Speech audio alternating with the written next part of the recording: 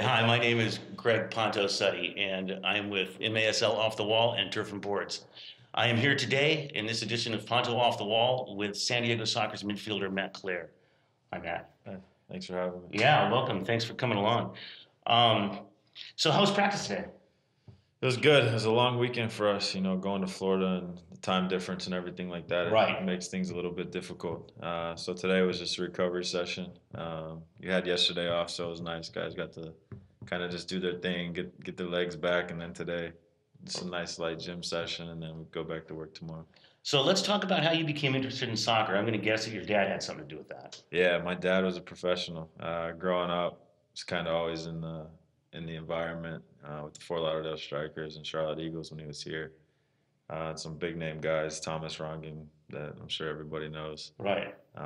My brother and I used to go to his practices all the time. And Oh, how cool. just always be around the team. So since I was a kid, maybe 4 years old, I had the dream of just playing. I always used to sign my autograph on everything. And No kidding. yeah, so it was always kind of a dream. So that was kind of where it all started for me. So you have a unique story prior to going pro. Can you talk about that a little bit? Yeah, it's quite an interesting journey I had. I grew up, obviously with my dad and playing at a high level. I was always at the best clubs and always with the best youth programs. Um, and so it was cool to have those people to kind of look up to and the big name guys. Right. And always just being around the professional environment and always Right. being in the locker room.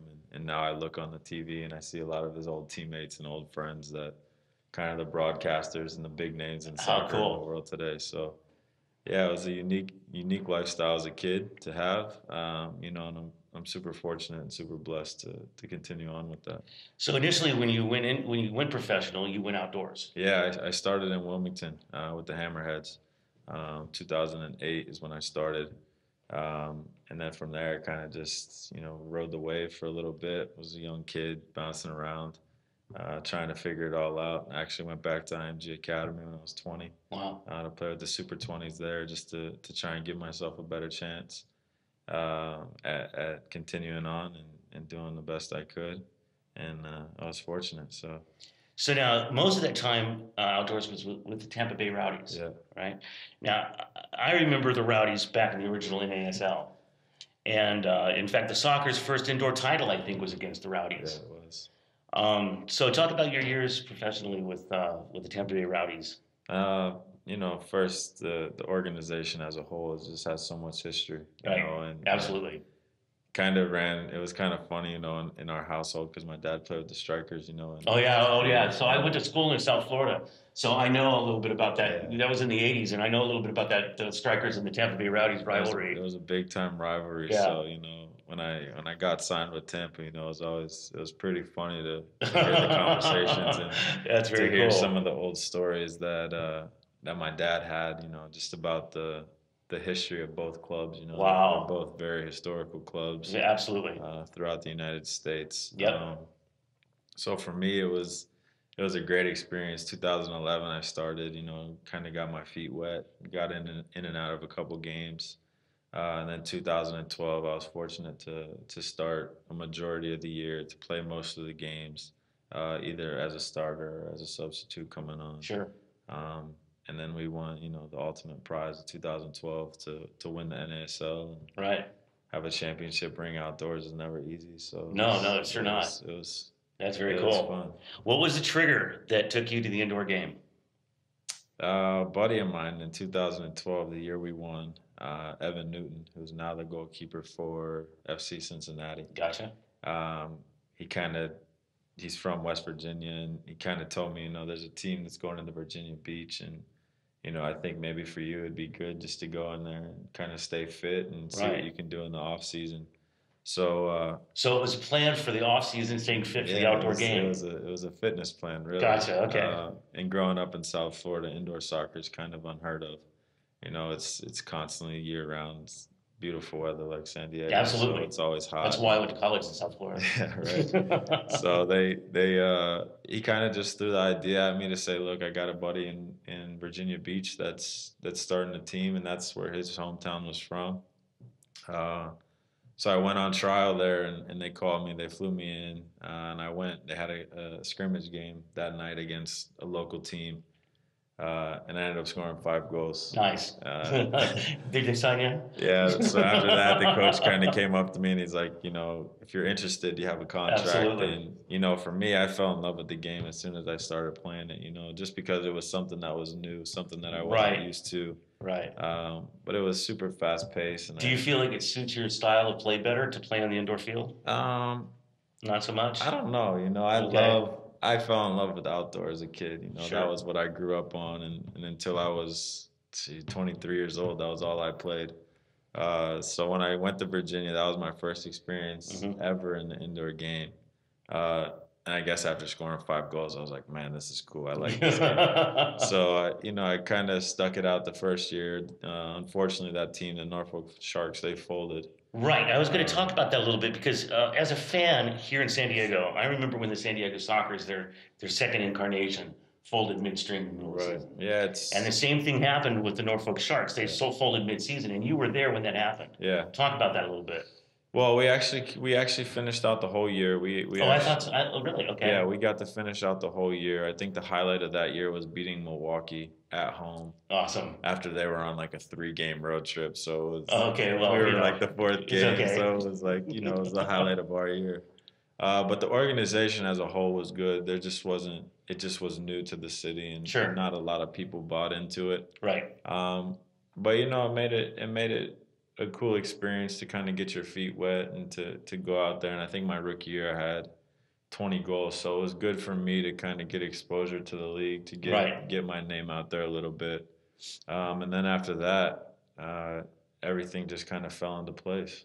Well, so you went from there. You went to the Silver Knights. Yeah, I went to Syracuse for 6 games. For 6 games, and I was involved in a trade. Okay. It was. But ultimately, you got to Wichita. It did, yeah. It landed me in Wichita, and I remember very, very clearly flying into Wichita, and I was sitting next to Slavisa Ubiparovic, who's still at Syracuse. Gotcha. And still one of my very good friends. I remember sitting next to him, and I said, man, I don't know how people could live here. Wow. Okay. So flying in, it was one of the worst experiences I've ever seen in my life. Oh my gosh! Just being so flat and right. I know the area. So just St. Louis, Kansas. St. Louis was my experience with the Midwest. That flat Midwest experience. Driving through there. It was a very interesting culture shock. thing, and I told him, I said, dude, no amount of money could ever bring me to this place. Man. Wow. So that game we were down. I think it was 5-4, and I ended up scoring a hat trick. Nice. And we won 7-5. Nice. Wow. And the assistant coach from Wichita came up to me, and it was Sammy Lane, very good guy. Right. Came up to me and he said, "Man, you got something special here." Very cool. And I didn't really think anything of that. I didn't really put 2 and 2 together at the time. So we ended up playing Kansas City the following night, and I got home to Syracuse, freezing cold, snowing. And I get a call from the general manager. Hey, Matt, not 100% done yet, but you're involved in a trade. Wow. And I was like, kind of in shock. I was taken back by it a little bit. You're involved in a 2-player trade. So I was kind of taken back by it, but I kind of figured maybe it was a bigger team, maybe it was somebody that had a chance to win a championship. And so I asked him. I said, what's the team? And he told me Wichita. Oh gosh. And I hung up the phone. Oh no. Yeah, I hung up the phone. Oh no. He calls me back 5 minutes later. Hey, the deal's done. You and Andre Berenson are being traded for Brian Perez and DeMarcus. So it was two player trades. It's a swap. Wow, so I guess. BP and DeMarcus Beasley, myself and Andre Berenson to Wichita. Wow. So it was just. It was a shock, man. I was in shock, but I ended up going to Wichita, and that was with the Wings. That was with the Wings. Okay, and that franchise failed. They did end up failing in the end, which is really sad because this is a team that has a lot of history. So I went from the Rowdies, being outdoor, to a club with so much history and so much passion, and going to Wichita, I felt that same thing. Absolutely, I didn't know what Wichita was until I actually got there and I got to Sure. experience it. And I was there with some big players that were in the league Absolutely. at the time. I was with Freddie Mugen, Taguinho, um, Jason, who Wow. the year prior Yeah. scored 96 points, I think, with Kansas City. Absolutely. You know, and Edvin Worley, Danny Wow. Viegas. I was Yeah. with, you know, guys that were good players in the league. Andrew Hoxie was there at the time. Mm. Sonaldo was there. Wow. So we had a team that was very, very good, but the owner was Wink Hartman, Okay. who had a lot of different things. You know, he owned a race car He had his team. hands in a lot of. He's got a lot of things in Wichita, Right. a lot of things globally. So he found, I don't know if he founded or he had a IndyCar team. Okay, I didn't know that. He had an IndyCar team, and from what we were told, his budget for that was $1 million a week. Oh my! So you can obviously tell where all his money was going. Sure. So in the end, you know, everybody there was on a pretty big salary at the time, and in the end, it just didn't pan out the way that they wanted it to. So what happened? How did the B-52s get started? Were you there when they first started? I was there. Yeah, Okay. I was there. That whole summer in the off season, there was a lot of talks of who's going to take over the team, kind of what's going to happen in regards to soccer in Wichita, because it's a very embracing city. Right. It's a city of love. It's a city of it's a small culture, you know, and Yeah. everybody knows everybody. Right. And Exactly. so they didn't want soccer to die. They just wanted they wanted the name to be changed because they wanted to rebrand it. They wanted to give it a better taste than what the Wings were, you know, of folding. And See, I thought that was an interesting call. I was surprised when the Wichita franchise kicked back up again and had used a different name because the brand was so old and had been around so long. So the problem with it was the lady that owned it, I don't think she wanted to sell it because she's you know, obviously having that name and that Sure. history, you'd be prideful of that, you know. Sure. So they came back with the B-52s, and Wichita is like the air capital of the Absolutely, United States. yeah. If you know that, you know you can get the Yeah. connection. Well, the Wings are the same connection. Right. I mean, having that connection, the aeronautical thing with Yeah. with Wichita. So it was cool, you know, to have that, you know, to rebrand it, to bring it back. So the owner of that team, his name was Joseph Pendel. He ended up being a pretty shady guy. Okay. In the end. Okay. Um, Unfortunately, there've been a few. unfortunate. There've been a few kind of shady guys Yeah. over the years. So they gave him the franchise. From my understanding, he wanted to start a franchise in St. Louis or take over the Ambush, Okay. but he needed another year. So basically, the league gave him. Okay. They gave him the franchise. They helped him. Okay. You know, I think they put some money in his bank account in order to start the franchise, and then they told him from there, you know, this Wow. is the responsibility is on you. Embrace the culture, embrace the people here, and they will give back to you pretty much. Right. So the first year was really well. Everything went super smooth. You know, and the second year things just started to get worse. You know, Was Boris Pardo there the Boris whole time? was there. Yeah, Boris was there.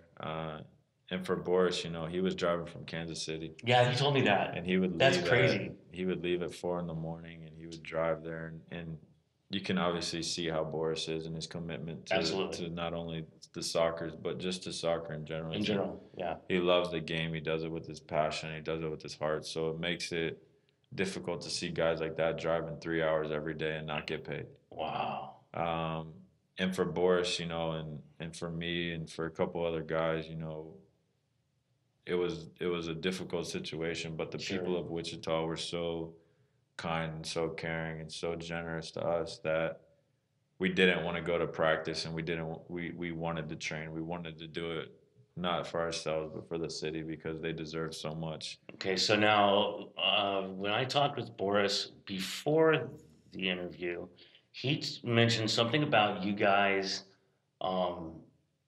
playing games through the season without pay. Yeah, that was a couple rough spells throughout the season. But for us, it built a lot of character. You know, I would guess so. it helped us become a better team, and I think that year we ended up finishing 9-9, one game out of the playoffs. Wow. You know, and I mean, on your hearts of passion. yeah, That's huge. so it built a lot of things for us, you know, and it instilled a lot of character for us in ways that, you know, maybe some people couldn't imagine, because it's hard to get up every single day and go to work and know, like, Right. am I going to get paid? Am I not going to Right. get paid? Were the fans aware of this? They were, yeah. So they brought it to the public eye. They went on the Wow. news. They did a lot of stuff for us.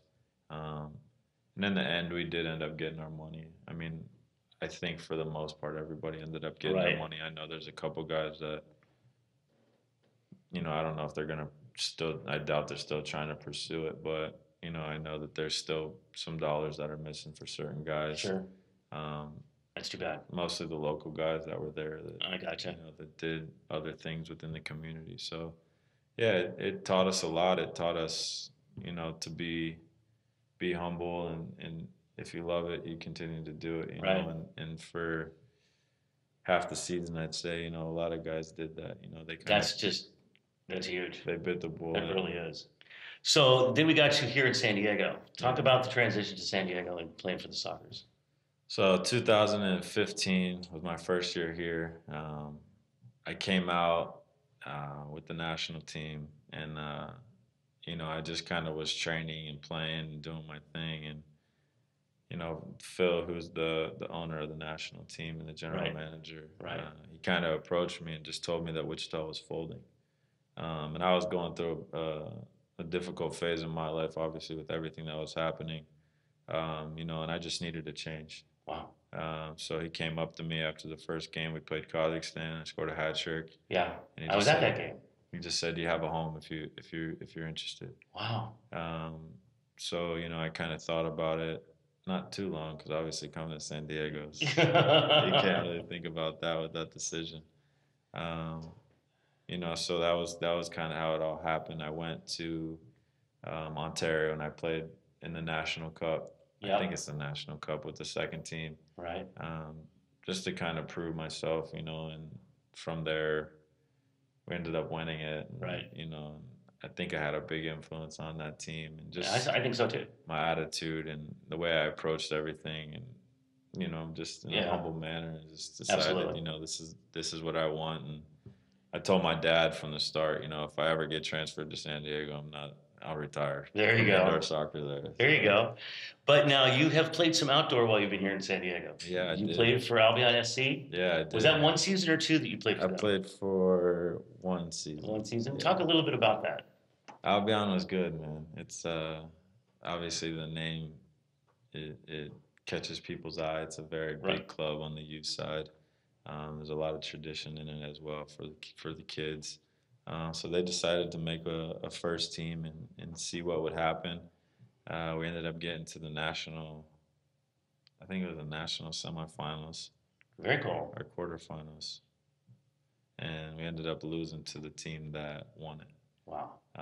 You know, in that a- says a lot. In a heartbreaker, we lost in a heartbreaker. That's too bad. But Ziggy Kortowski is a fantastic coach, a fantastic Very cool. leader. You know, and he's doing everything he can to bring outdoor soccer to San Diego. You know, with not having much backing. You know, Right. It makes it difficult when you try and use that name. I Because would think so. people, you know, people of the surfs and Right. the ocean sides and Right. stuff like that, they don't really buy into what he's trying to do. Gotcha. And I just found out actually this year they changed the name for the first team, so I think they're trying to get a different audience, a different crowd to come in. There's a lot to be said in this location around here about local feel. Yeah. And if you're using a team name a nickname that doesn't have a local feel, Right. the fans may not buy into They it. don't buy into it. Yeah, it's Right.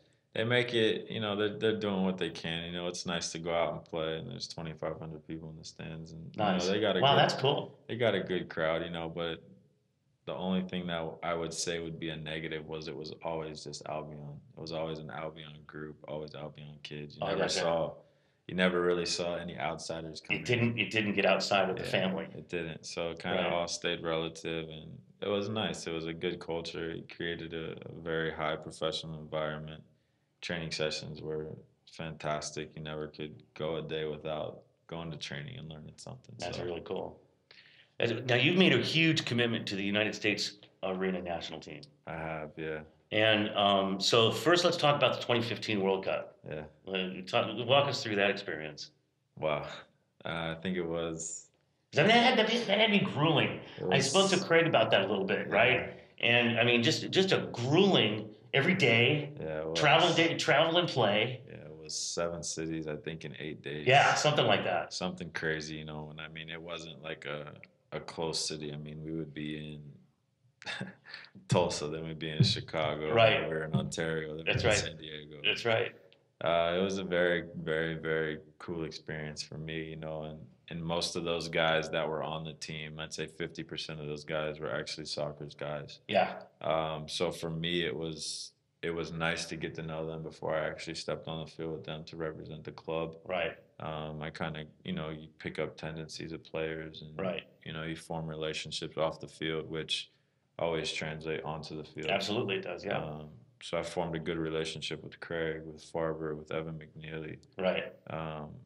and guys that were just, truly humble and just love the Right. game, and we live in a beautiful Keeks city was like on that this. team. Keeks, Tovar, Felipe, Right. Gordy Gerson. Yeah. So these are all guys that are still my friends and Yeah. guys that I still talk to, and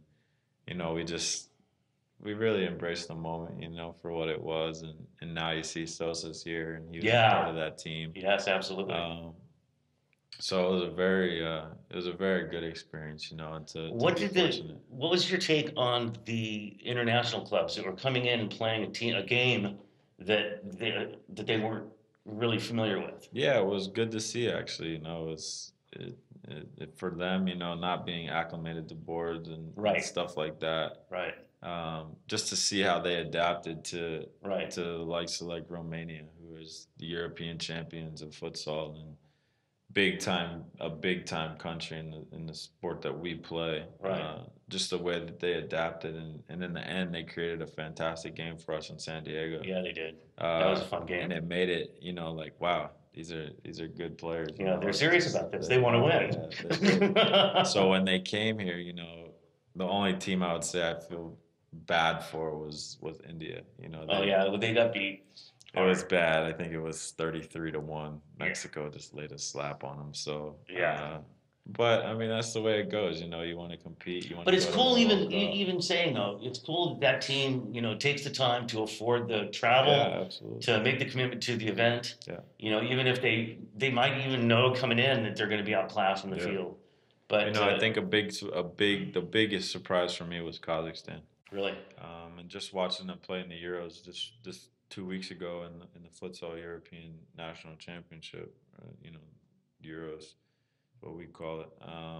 Just watching them and the way that they played, and looking and seeing like 2 or 3 of those guys were here in 2015 playing Right. the World Cup. Right. It's really cool. So it's a growing game. sure, yeah, which is great, and it's growing on different styles Yeah. of the game. So on that, let's sort of segue into 2017. Yeah. Because now the team is moving into playing mini football Yeah. on a small field without any boards. Yeah, the tide changed for sure. Right. So talk about that experience. Wow. Tunisia was, obviously you hear the country and you hear all the stuff that you see on the news. And Absolutely. everything, and being American and going there, especially with tattoos. My first thought was like, no chance I'm going there. Just Okay. the safety's not going to be there. Right. But they assured us of everything.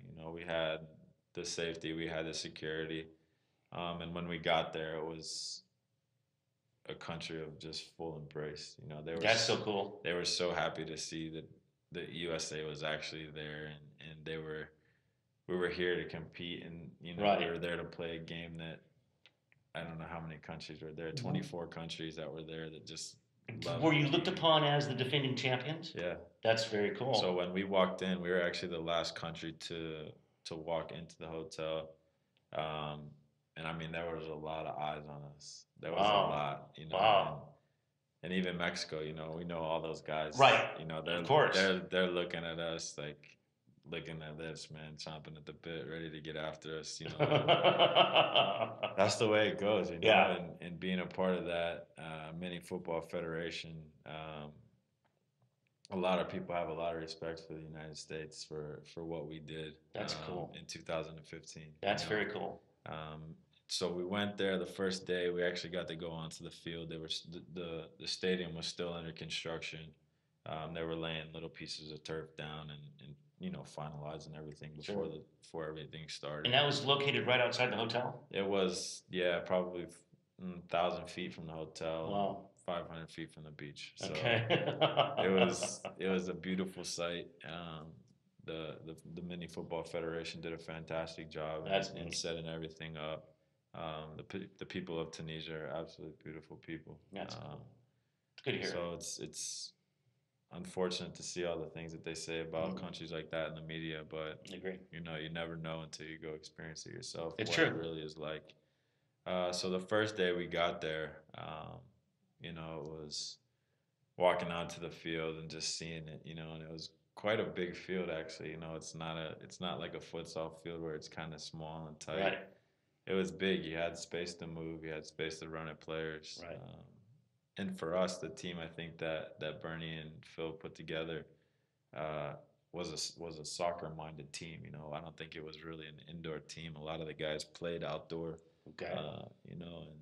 And so we got there and.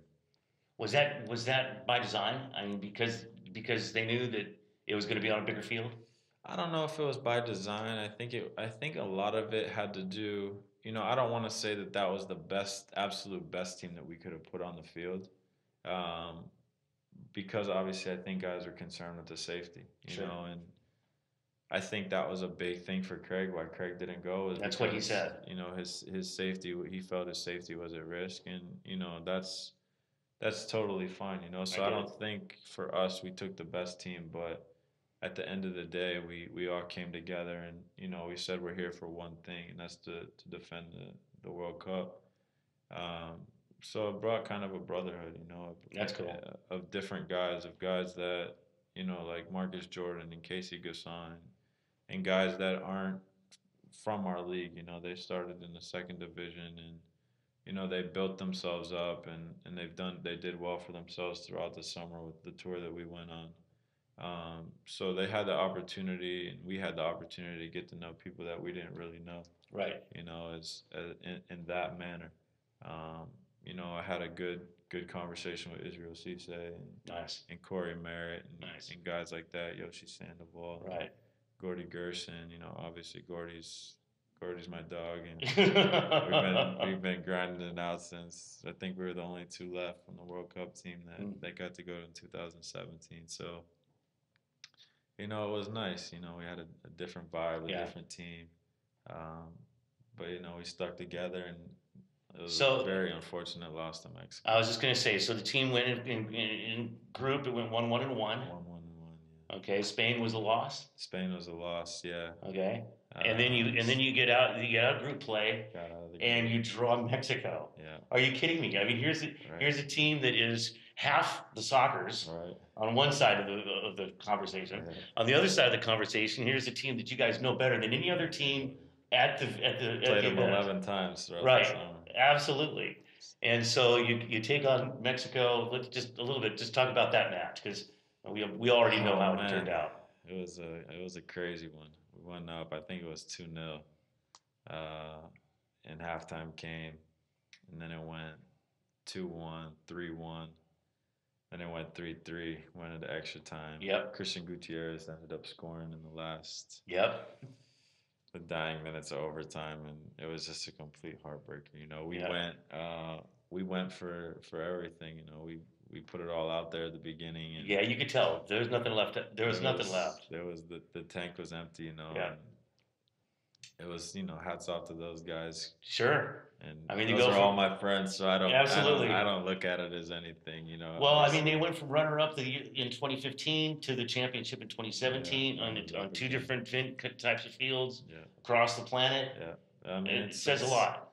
It says a lot about the team. It says a lot about the coaches, and we're fortunate. No, they were running. I get that wrong. They were runner-up both years. That's right. They were runner-up in 2015 and 2017. That's right.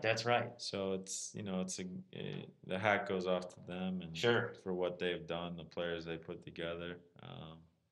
Like I said, those are Yeah, all absolutely. most of 90% of those guys are my friends. So Yeah, the structure of the coaching staff, they had a game plan and they stuck to it. And in the end, they were fortunate, to beat us, and they ended up routing Tunisia. I think it was 8-1 in the yes. semifinals in front of a packed stadium. It was a packed stadium. It was truly incredible, and It Rene looked like Ortiz. it looked like the electricity in there for that game was just off the charts. It was wild. Yeah. Rene Ortiz and Victor, obviously being the coaches of that organization, it made it, awesome to come home to, and to Right. have those guys over there, and just to have them to talk to, and Yeah. kind of get to know them as well on that kind of level. Right. So it was a big community, and everybody was talking. Right. It was not one country that thought they were better than another. That's really cool. Everybody just brought the beautiful game to a country that is what it's about. Yeah. It's what we love. So now back to the Sockers. I spoke with Sean Bowers last week, and he made a comment of team sacrifice. Yeah. And he mentioned you specifically as having been asked to take a perhaps different role this year. What is he talking about? Can you speak to that a little bit? For me, I've always been a goal scorer. I've always been, I think I went in 2-3 years, and when I was in Wichita, I think I ended up close to 100 goals in 2 seasons, 2.5, because I tore my MCL. And then I came last year. My first 2 years of the Sockers were very good. I scored a lot of goals. I did a lot of things to make myself feel good. And at the end of the day, even 17, 15 games into this season, I did what I did for myself to make myself feel good. And we had meetings. We had player meetings, 15 games through. And the coaches sat me down, and the first thing I said to them was, look, before you guys start, I realized that I'm putting myself before the team, because I was going through like a big drought. I think it was 6 games without a goal or something like that. And for me, that's not really what I'm used to. So they sat me down and they just said, look, the role that we want you to play is one of a leader. That we want you to be a leader of this organization. We want you to do everything you can in order to make the next person better. Nice. Whether that's defending, whether that's encouraging players, whether that's scoring goals, making assists, making blocks. Right. Do everything you can to put the team first. And for me, it's always been guys come to me when they need goals. When I was in Wichita, Right, you were the go-to guy in Wichita. So this year has been a truly humbling year for me, because we have so many players on our team that are so good.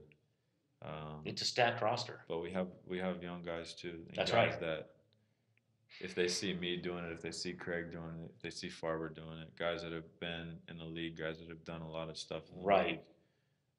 Boris, if they see us, Chris, if they see us working as hard as we can, that's only going to push the other guys to be better. Right. And you can see that now since those meetings that Tovar's caught fire, Brandon Escoto's caught fire.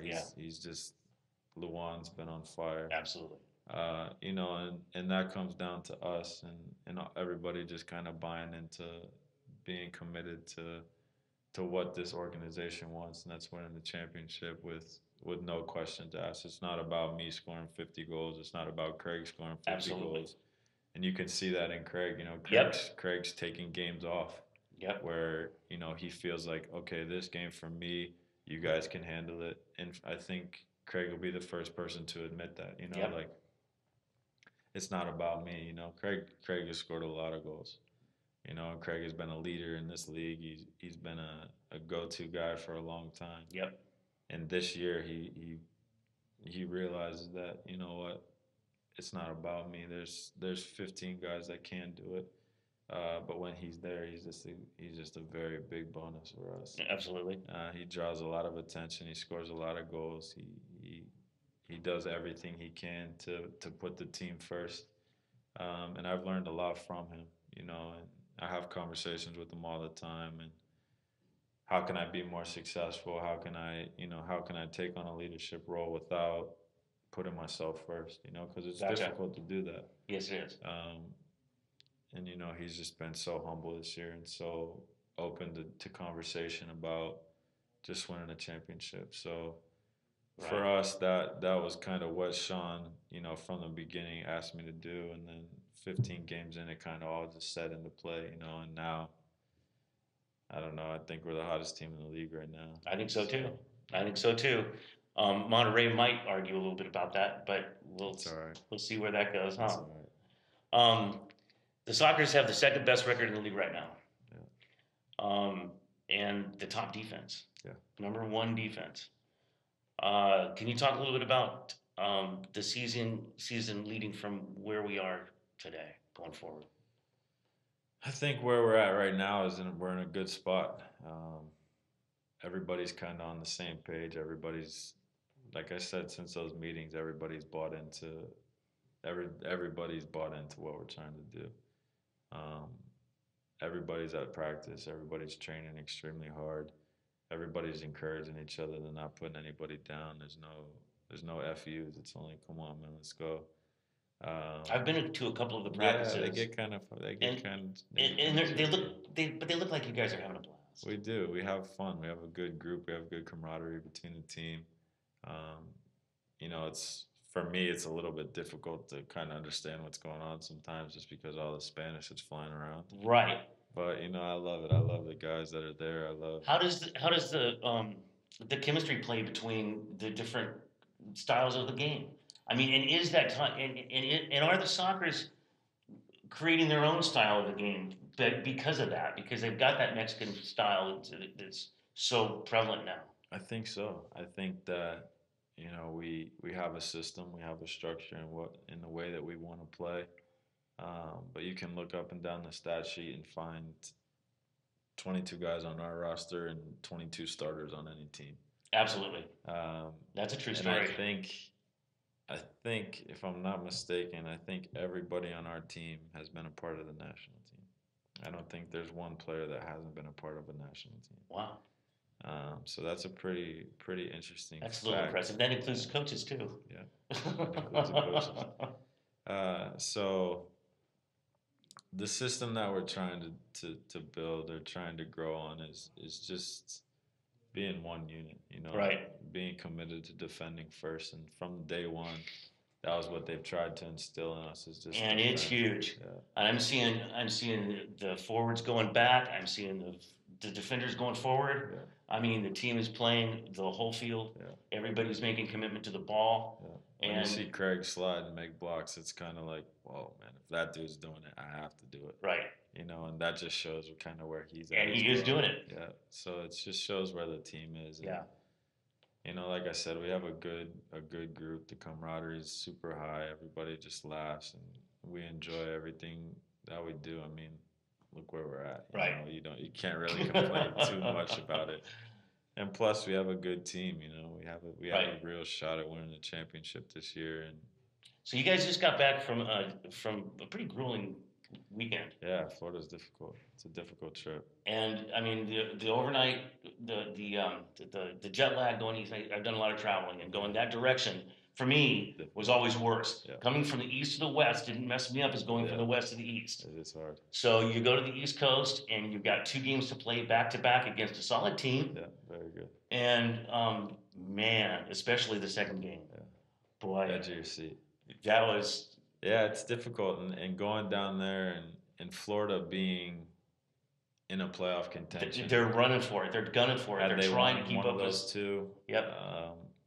That whole Eastern Conference bracket changes, and Syracuse is still fighting for a spot. That's right. And I think now they can let their foot off the gas a little bit just because of the schedule that Florida has left. It's all on the road, yeah. It's grueling. They got Baltimore, they got Milwaukee, they got Harrisburg, and they got I think it's Kansas City all on. I mean, that was their opportunity. I mean, unfortunately, while I was watching the game, I mentioned, what a heck of a way to finish out your home season. It's 2 straight games against the San Diego Sockers. Right. Are you kidding me? In must wins. In must wins. Yeah.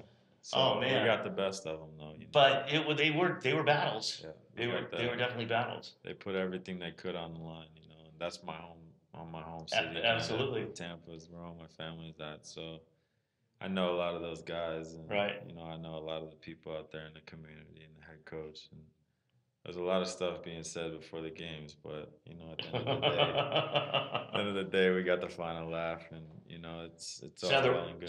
the rest of the season is here in Southern California. I mean, you guys got 2 home games. You got a game up in Ontario. Yeah. If Sonora, if you guys get past either Ontario or Tacoma, Yeah. Which if it's Ontario, then again, it's still in the playoffs. Are also still here locally, Southern California. right? And then if Soles can get past the Flash, then they have to come to San Diego. And then you guys have a better record than anybody in the East. Yeah. So the scenario exists that the whole dang thing can be centered right from this day forward with a little bit of help out there, that everything can take place right here in town. Yeah, I think the stars are aligning for us. It looks like it. I mean, Monterey is a fantastic team. Yeah, they're well coached and they got a lot of skill. They have a lot of experience, very well coached. But Sonora's the same. You have Frank who scored. Who's crazy. I think he's on 62. Something like that. I talked to Frank, and we're planning a trip to Thailand after the season. So we're going to Wichita together again. Okay. So I just keep telling him, hey, do your thing against those guys. Absolutely. So when they Absolutely. go, I truly believe that Sonora will beat Monterey. I think Monterey is a little bit older. Yeah. So this it's the latter end of the season, and right. Fatigue does set in, and Sonora is a young gun, running gun team. And they already know they can beat them. They've already done it. So confidence is high. So the confidence is here because they broke that through. That undefeated record. So right. It was a good run for Monterey. I think it was 17 games. Something like that, games. And that's not easy to do. No. And that shows the level of our league where it's at. With having teams like that, and not every game was easy for them. They had to walk away from some games with a 1-goal win. And, right. That's the way it goes. But yeah, I think the stars are aligning for us. No, not jumping past Ontario or Tacoma. And looking forward to the next game. Right. For us, the next 3 games are extremely important. We have to win those games in order to keep everything right where it is here for us. That's right.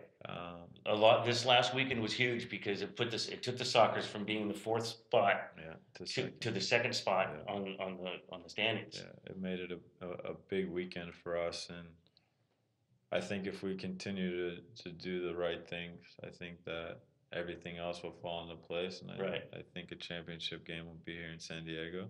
Wouldn't that be cool? And even if we have to go to Monterey, You've been there. We've been there, and I think that you felt it out. It won't be, the whole team. It won't be the first time in that environment. You guys were there. You felt it out. Yeah. You didn't get the result you wanted, but the result you want is in the playoffs. The thing about that game, though, is we hit the crossbar. I think Craig hit the crossbar on the post 4 times. I know.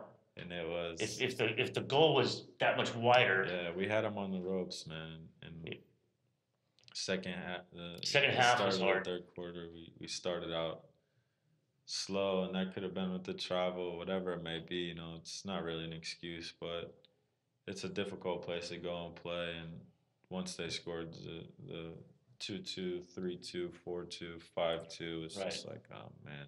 Right. We kind of lost our heads. We started yelling at the referees. We stopped doing what we knew, and started to play the way that they wanted us to. If you do that, that's not how you win a championship. No. You have to stick to what you know and stick to how you became successful throughout those games. So whatever may come, I think we're prepared for it. The coaches are prepared for it. The front office is prepared for it. General manager Sean, I know he's going to be out of training for the next couple of weeks, making sure that we're walking a tightrope. But yeah, I think for us, I think it's the best time of the year. That's very cool. You never want to peak too soon. Right. No, actually, right now would be the time to do it. Perfect time. So we got RGV Saturday. It's a big game for us in front of I heard it's a pretty big home crowd. First Saturday game of the year. Right, I know. I mean, it's been Sundays all year long. So the next 2 are on Saturdays. Yeah, we'll see how that goes. So hopefully the people come out for it. Yeah, and then Ontario away on Thursday, and then back home again Saturday for the Coyotes. El Paso. El Paso. Yeah. So we're looking forward to it.